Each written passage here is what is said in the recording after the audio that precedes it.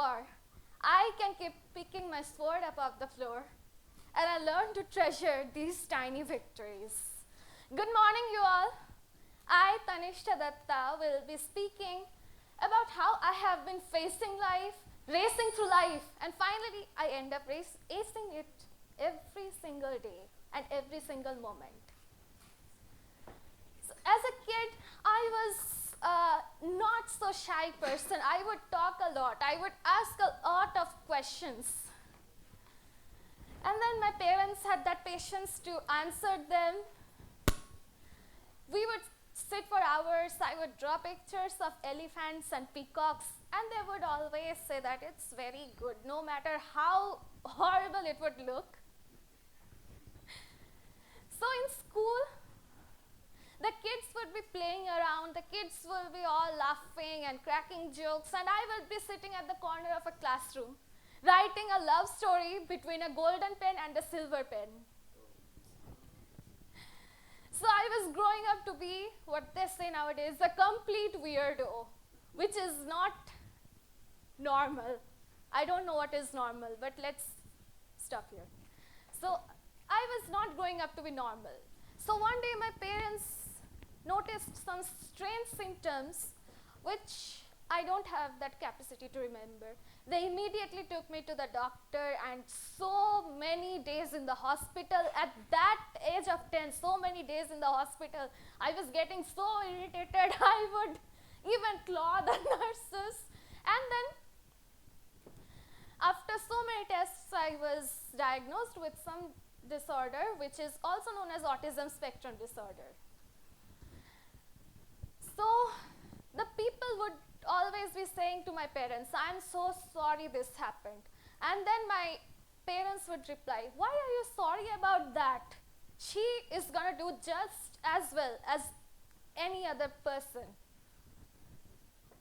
So when I came to this college, I was 20. I was such a nervous person. I would just rush to my class, sometimes end up entering the wrong classroom also.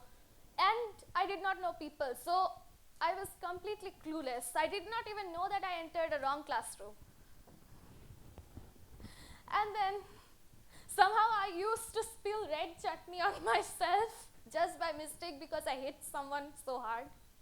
I was a complete dumb person at that time, quote unquote dumb. And then suddenly things started changing. I met a person. She used to be my roommate in hostel. She used to say that my rooms would be so messy, but she did not get angry. She had the patience to deal with me. She had the patience to deal with my breakdowns. And then things, for some unknown reason, I was at my house. I was doing nothing. And then I thought to myself, I can't keep living like this. I have to do something. This is not good enough.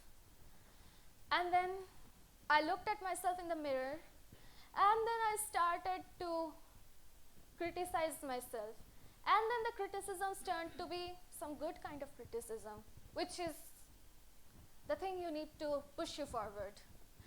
And then I would just say to myself, all of a sudden, that yes, I can do this. I have to change. And from that day onwards, I used to study a lot. I used to take care of myself. And then after a vacation, I returned to the hostel, and people were saying like, really these kind of nice things, like, yeah, I have been seeing a positive change. What have you been doing? You are glowing so much. And then I was like, yes, it's working. I started to understand myself. I was saying to myself that if I want to be like these normal people, and if I want to prove that mentally challenged person is no less than a typical person, I have to do this. And then I started doing my thing, attending the classes regularly, studied, prepared my lessons, the next day, and the cycle goes on. So, when I came to this college, that was a time when I was an absolute mess. I would cancel on events at the last moment. And then, now I'm standing right here. I finally made it to the actual moment.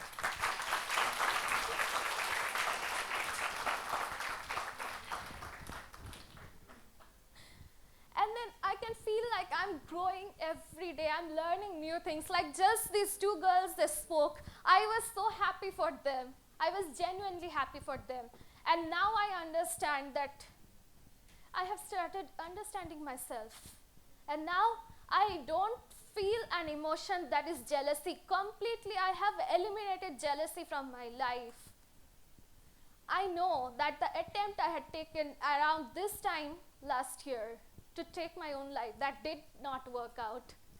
But if I knew that things would turn out to be this, to be the moment I'm right now in, I would never have done that. As they say that new successes arise from failures, but now I would like to say that a massive success has been arising from some tiny little failure. So now I hope everyone knows that the body you have got, it's not completely yours. It's one of the best gifts that God has ever given you. And the gifts from God you should be cherishing, you should be grateful for. And you have no right to commit the sin of scarring the body which God has given you, because you guys are all wonderful. Now I'm taking therapy. I have been recovering. And now I would say that I don't want to recover completely. I want to grow up every moment. So, if you ask me, what has therapy done to me? I would just say, well, before therapy, I was autistic. But after therapy, I'm proud to be autistic.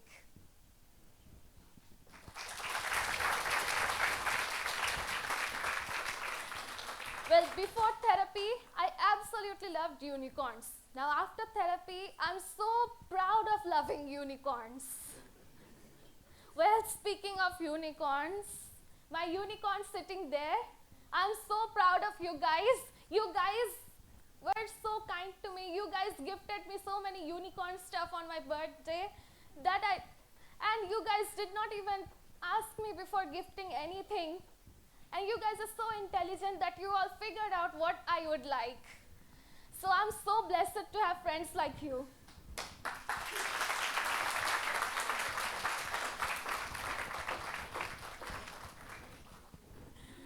And now as the days progress, I just feel like I should not try to be those normal people. I should cherish myself. And now I started cherishing everything.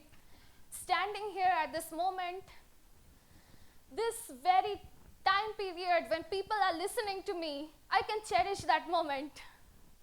People from behind, they are all encouraging me right now. So I'm just so proud of that. And if you ask that if I break down, yes, I do break down at times. I do get angry. I do feel sad. But now I'm not guilty of being a human being. I'm not guilty of being sad. I'm not guilty of breaking down. I'm not scared of speaking up for myself. If I see any kind of injustice happening around, I always take a stand against it. And I'm not afraid of anything now. Yes, I get scared, but that scare is just for 5 minutes. So I would like to quote Taylor Swift, my icon right now. She said, I want to be defined by the things I love, not the things I hate, not the things I'm afraid of, not the things that haunt me in the middle of the night. I just think that you are what you love. And now I am just going on with what I love. I'm speaking, I'm writing, I play guitar. Yes, I do play music a lot. And I'm improving in that. And also, thank you so much, my dear seniors. Thank you so much for encouraging me, for saying that I have a great voice, for encouraging me to continue playing guitar when there was no one else to do it. And words aren't enough to thank everyone. So, I would like to end my speech.